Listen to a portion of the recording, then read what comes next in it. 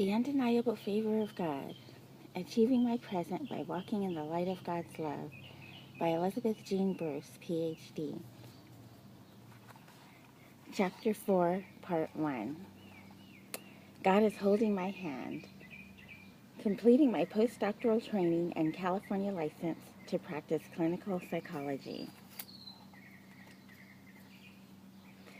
In the interim between the end of my predoctoral internship and moving back home with my parents in Sacramento, I was invited for an interview at Napa State Hospital and was very excited to go. I made the trip to my interview by bus, which included connections with the local bus line in the Napa area called the Grape Line. I remember riding through fields of vineyards and taking the view in from my window on the small bus. I arrived quite early for my appointment, so once I became acquainted with the campus, enough to confirm the appropriate location for the interview, I walked to McDonald's and had breakfast. When I arrived for my interview after breakfast, I met the doctor who arranged the interview with me.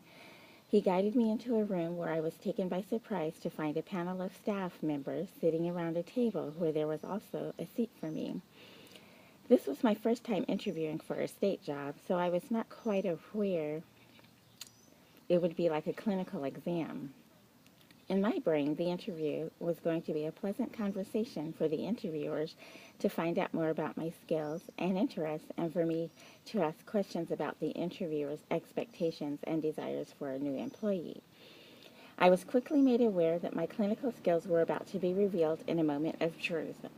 If I knew that I would be taking an exam, I would have prepared a bit differently. Nevertheless, I tried to hide my surprise, and I was able to keep my composure.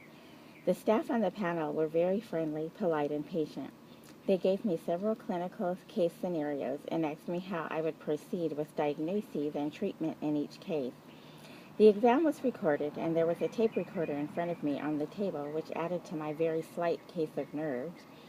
Anyway, I completed the exam as best I could and was hopeful that I presented myself as a competent clinician. I said goodbye to the staff and headed back home.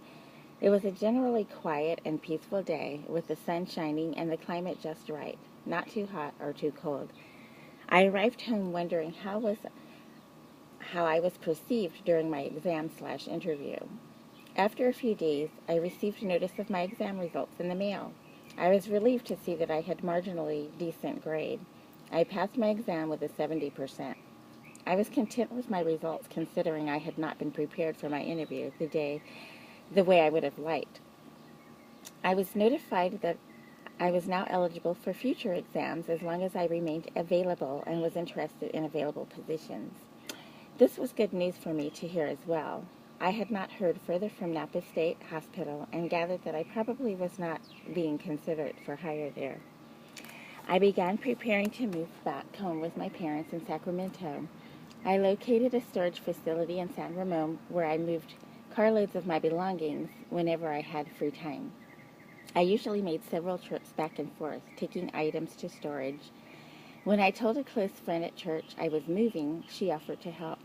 One sunny Saturday morning, after we attended a women's meeting at church, my friend brought her pickup truck and helped me move items to storage. For my large furniture, such as my couches, I hired professional movers who wrapped my furniture in protective plastic before moving it. Soon after I was ready, my parents came to San Ramon by train for me. We loaded the final items into my car. I said goodbye to my neighbor, and my parents and I headed for Sacramento, my father driving.